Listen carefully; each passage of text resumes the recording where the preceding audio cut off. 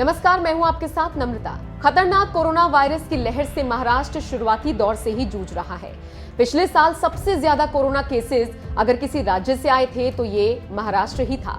और अब जब कोरोना की दूसरी लहर चली है तो एक बार फिर से महाराष्ट्र में हालात बेकाबू होते जा रहे हैं, जिसने उद्धव ठाकरे सरकार को दोबारा लॉकडाउन लगाने के लिए सोचने पर मजबूर कर दिया है।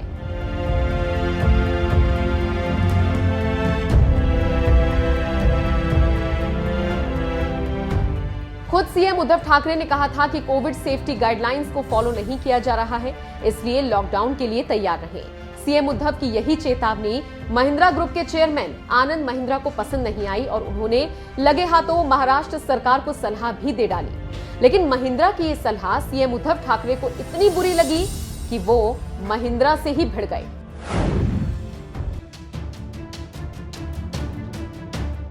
ये बात सब जानते हैं कि कोरोना को रोकने के लिए लॉकडाउन कोई विकल्प नहीं है। यही वजह है कि जब मोदी सरकार ने देश में लॉकडाउन लगाया तो विरोधी पार्टियों ने उन्हें इस फैसले के लिए जमकर कोसा था। लेकिन अब जब कोरोना को 1 साल हो गया है तो इस दौरान राज्य की स्वास्थ्य सुविधाएं बढ़ाने और सुधारने की बजाय महाराष्ट्र सरकार फिर से लॉकडाउन लगाने की चेतावनी दे रही है। सरकार की ये चेतावनी आनंद महिंद्रा को रास नहीं आई, इसीलिए उन्होंने सोमवार को ट्वीट कर कह दिया, उद्धव ठाकरे जी, समस्या ये है कि लॉकडाउन जिन लोगों को सबसे अधिक नुकसान पहुंचाता है वो है गरीब, प्रवासी मजदूर और छोटे कारोबारी। पहले लॉकडाउन हॉस्पिटल और स्वास्थ्य ढांचा निर्माण के लिए लगाया गया था। पुनरुत्थान और मौतें कम करने पर ध्यान केंद्रित करें। आनंद महिंद्रा ने इस ट्वीट के जरिए सीधे सीएम उद्धव ठाकरे को नसीहत दे डाली कि पहले तो लॉकडाउन स्वास्थ्य ढांचे के निर्माण के लिए लगाया गया था, लेकिन अब तक उनके पास इतना समय तो था ही कि सूबे में स्वास्थ्य ढांचे को सुधारने पर काम करें, जिससे कोरोना के बढ़ते मामलों की वजह से देश की आर्थिक राजधानी मुंबई में फिर से लॉकडाउन न लगाना पड़े, क्योंकि मुंबई में लॉकडाउन लगने का मतलब है इसका पूरे देश पर असर पड़ना। लेकिन सीएम उद्धव हैं कि फिर से लॉकडाउन लगाने पर विचार कर रहे हैं। आनंद महिंद्रा की इसी सलाह के बारे में सीएम उद्धव ठाकरे से जब पूछा गया तो उन्होंने महिंद्रा को जवाब देते हुए कहा, एक उद्योगपति कह रही हैं कि लॉकडाउन लगाने की बजाय सरकार को स्वास्थ्य सुविधाएं बेहतर करने पर ध्यान देना चाहिए। इस पर मेरी उन लोगों से सिर्फ इतनी ही गुजारिश है कि वो मुझे डॉक्टर्स ला कर दे, मुझे ऐसे लोग ला कर दे जो काम कर सके। एका उद्योगपतीने सांगितले की लॉकडाऊन लावण्याच्या ऐवजी आरोग्य सुविधा वाढवा। आता आरोग्य सुविधा मी तुम्हाला सांगितली काय परिस्थिती आहे। गेल्या वर्षभरात आपण एवढी आरोग्य सुविधा वाढवली, अजूनही वाढवतो आहे।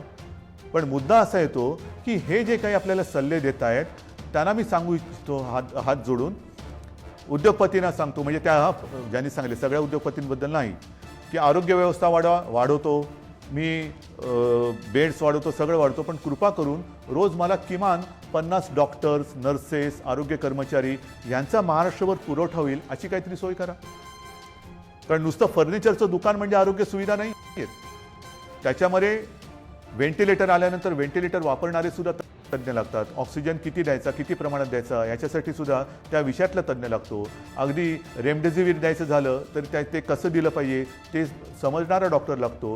हे तज्ञ लोक आणि डॉक्टर्स ही कुठून आणे? सीएम उद्धव को आनंद महिंद्रा की सलाह इतनी बुरी लगी कि उन्होंने महिंद्रा से ही डॉक्टर्स की डिमांड कर दी। ऐसे में बड़ा सवाल यह है कि जब सलाह देने वाले को ही डॉक्टर उपलब्ध कराना है तो फिर सीएम उद्धव ठाकरे किस बात के लिए सरकार चला रहे हैं? क्या ये उनकी जिम्मेदारी नहीं है कि वो लॉकडाउन लगाने से बेहतर ज्यादा से ज्यादा ध्यान वैक्सीनेशन पर दें और कोविड सेफ्टी गाइडलाइंस का सख्ती से पालन कराएं? इसी प्रेस कॉन्फ्रेंस के दौरान सीएम उद्धव ठाकरे ने यह भी कहा, हम राज्य में और सख्ती बढ़ा रहे हैं, जिसकी घोषणा मैं अगले कुछ दिनों में करूंगा। अगर ऐसे ही हालात रहे तो कुछ ही दिनों में अस्पतालों में सारे बिस्तर भर जाएंगे। मैं राजनीतिक पार्टियों से अपील करता हूं कि लोगों की जिंदगी के साथ ना खेलें। मैंने बस लॉकडाउन लगाने की चेतावनी दी है। अगर हालात ऐसे ही बने रहते हैं तो मुझे लॉकडाउन लगाने के बारे में सोचना होगा। मजे की बात तो यह है कि आनंद महिंद्रा की सलाह पर भड़कने वाले उद्धव ठाकरे के लॉकडाउन वाले विचार से खुद एनसीपी भी सहमत नहीं है, जिसके साथ मिलकर ठाकरे सरकार चला रही हैं। जिस एनसीपी के दम पर उद्धव ठाकरे सीएम बने हुए हैं, उसी एनसीपी के नेता नवाब मलिक ने कुछ ही दिन पहले कहा था, लॉकडाउन को टाला भी जा सकता है अगर लोग नियमों का पालन करें। हम एक और लॉकडाउन नहीं झेल सकते, इसलिए मुख्यमंत्री से अन्य ऑप्शन पर विचार करने की अपील की गई है। लॉकडाउन लगाने के विचार पर सीएम उद्धव ठाकरे जब अपने ही साथी एनसीपी को नहीं मना पा रहे हैं, तो आप समझ ही सकते हैं कि कोरोना की दूसरी लहर से निपटने के लिए उद्धव सरकार ने किस स्तर की तैयारियां की हैं। ऐसा लगता है कि उन्हें कोरोना रोकने के लिए अब बस एक ही रास्ता नजर आ रहा है और वो है लॉकडाउन, क्योंकि महाराष्ट्र कोरोना के मामले में तेजी से आगे बढ़ रहा है। बीते 24 घंटे में कोरोना के 47,827 नए मामले सामने आए हैं, जबकि 202 लोगों की मौत हुई है और 21,01,999 लोग होम क्वारंटीन और 19,237 लोग क्वारंटीन सेंटर में हैं। फिलहाल राज्य में एक्टिव केसेस की संख्या 3,89,832 है। इसी से आप समझ सकते हैं कि महाराष्ट्र में कोरोना की दूसरी लहर कितनी बुरी तरह से चल रही है। बहरहाल इन सब के बीच लॉकडाउन के मामले में आपको आनंद महिंद्रा और उद्धव ठाकरे में से किसकी बात सही लगी, हमें कमेंट कर जरूर बताएं।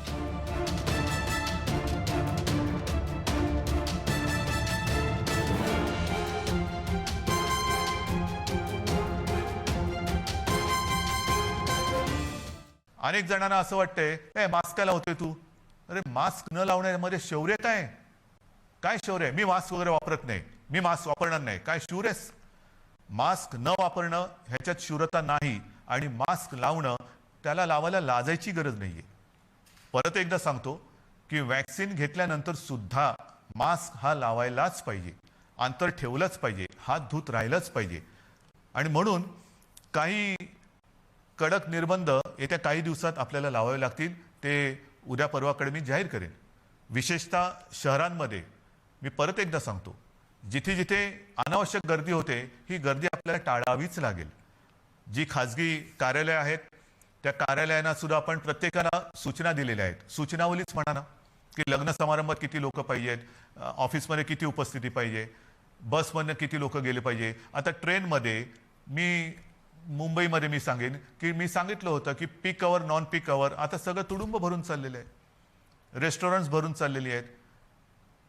आता हे जर आपण थांबवलं नाही आणि परिस्थिती अशीच हाताबाहेर गेली आणि जसा ब्राझीलमध्ये दुर्दैवाने आता अशी परिस्थिती झालेली की लॉकडाऊन नाहीये पण शुकशुकाट झालेलं आहे, म्हणजे रस्त्यावर फिरत असतील लोक पण रोजगार गेले आणि जीवही गेले। मग काय राहिलं? जीव वाचवायचा की रोजगार वाचवायचा? रोजगार आपल्याकडे आहेत, रोजगार परत मिळतील, पण गेलेला जीव परत आणता येणार नाही। आणि म्हणून मी आपल्याला नम्रपणाने विनंती करतोय की येत्या काही दिवसांमध्ये, 1-2 दिवसांमध्ये मी आणखीन काही जणांशी बोलतोय, काही त्याच्यात त्याचे तज्ञ असतील, विविध राजकीय पक्ष आहेत, विविध मी पत्रकारांशी बोलेन। मला वेगळा काही उपाय असला तर पाहिजे। लॉकडाऊन हा उपाय नाही मान्य, पण मग ही संसर्गाची साखळी तोडायची कशी? लसीकरण वाढवा, वाढवतोच आहे, पण लसीकरण देऊनही कोविड होत नाही अशातला भाग नाही। लसीकरण घेतल्यानंतर, लस घेतल्यानंतर सुद्धा कदाचित लस घेतलेल्याला कोविडचा त्रास कमी होईल, पण तो दुसऱ्याला संसर्गित करू शकतो, हेही आता सिद्ध झालेलं आहे। मग करायचं काय? दुसरा उपाय असेल जरूर सांगा, पण त्याहीपेक्षा माझा विश्वास आपल्यावरती आहे, कारण तुम्हीच या युद्धातले खरे सैनिक आहात। हे युद्ध आपल्या सगळ्यांचं आहे, हे एकट्या दुकट्याचं युद्ध नाहीये। ज्या गोष्टी मी तुम्हाला सांगितल्या आपण नाही पाळू शकत, कारण नसताना घराबाहेर पडू नका, नाही घरात थांबू शकत, अनावश्यक ठिकाणी गर्दी करू नका, गर्दी टाळू नाही शकत, गरज नसेल तर इकडे तिकडे फिरू नका, हे फिरणं टाळू नाही शकत, सार्वजनिक ठिकाणी फिरताना घराबाहेर पडल्यानंतर मास्क लावलाच पाहिजे, मास्क घालू नाही शकत, एकमेकात थोडं अंतर ठेवा, अंतर ठेवू नाही शकत। म्हणजे लॉकडाऊन आपण टाळू शकतोय, पण टाळणं ही जिद्द, ज्या जिद्दीने तुम्ही पहिल्यांदा लढलात त्या जिद्दीने पुन्हा जर का उतरलात तर आपल्याला, मी अजूनही म्हणतो आता थोडा काळ राहिलेला आहे, कारण परिस्थिती तुम्हाला मी सांगितले अशीच रुग्णवाढ होत राहिली तर 15-20 दिवसात हॉस्पिटल्स तुडुंब भरून जातील। काही काही जिल्ह्यामध्ये आत्ताची परिस्थिती आलेली आहे, ऑक्सिजन सुद्धा कमी पडू शकतोय, व्हेंटिलेटर सुद्धा कमी पडू शकतात। ही परिस्थिती आजही आपण स्वयंशिस्तीने टाळू शकतो, संसर्गाची लाट, कोरोनाला आपण रोखू शकतो। रोखण्याची जिद्द ही तुमच्यात आहे की नाही हा फार महत्त्वाचा प्रश्न आहे। सरकार लॉकडाऊन करणार की नाही यापेक्षा प्रत्येकाने ठरवलं पाहिजे की मी कोरोनाला हरवणार की नाही, मी कोरोनाला रोखणार की नाही। हे जर का तुम्ही प्रत्येकाने ठरवलं, होय मी रोखणारच, कारण आपण गेले वर्षभर माझे कुटुंब माझी जबाबदारी असेल, आता पुन्हा मी प्रत्येकाला सांगितले की मी जबाबदार, माझा मास्क माझी सुरक्षा, या सगळ्या ज्या काही गोष्टी आहेत नवीन ह्याच्यात काहीही नाही। जे पहिल्या दिवशी होतं ते आजही आहे. फक्त थोडंसं काय झालंय की सुरुवातीला जी एक कोरोनाची दहशत होती ती दहशत गेली, आपण गाफील झालो आणि कोरोनाने बरोबर आपल्याला गाठलं. अजूनही कोरोनाने आपल्यावरती मात केलेली नाही. मी त्याला करू देणार नाही, अजिबात नाही. मात आपणच त्याच्यावरती करायची आहे. पण ही मात करताना जर आपण घट्ट उभे राहिलो सगळ्या जणांनी, संपूर्ण सगळ्या राजकीय पक्षाने, मी पुन्हा एकदा हात जोडून विनंती करतो आहे की कृपा करा, जनतेच्या जीवाशी खेळ होईल असं राजकारण करू नका. जे जे सरकार पावलं उचलत आहे ते जनतेच्या हितासाठी उचलते.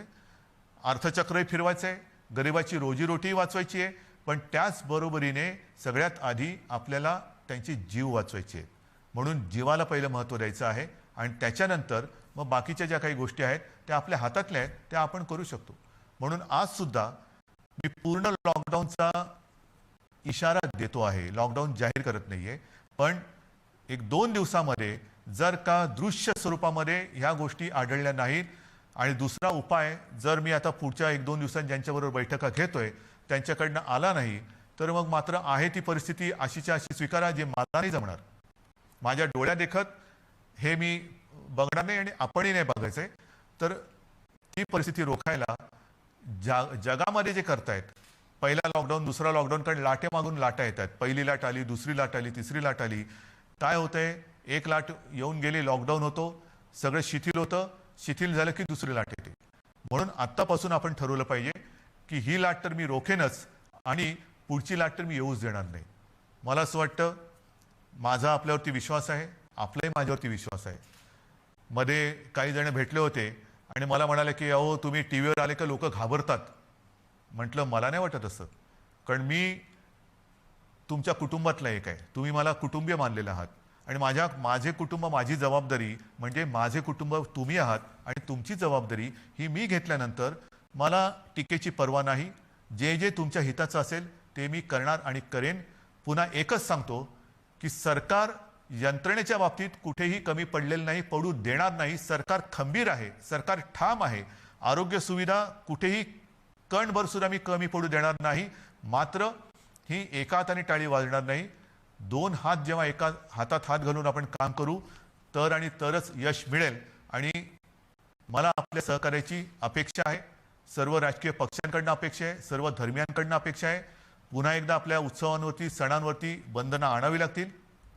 जसं गेल्या वर्षी आपण सहकार्य केलं तसंच पुन्हा एकदा हे सहकार्य कराल अशी आशा नाही, असा विश्वास व्यक्त करतो. आणि ही लढाई पुन्हा एकदा लढण्यासाठी आणि जिंकण्यासाठी सिद्ध व्हा, एवढ्याच शुभेच्छा देतो. जय हिंद, जय महाराष्ट्र.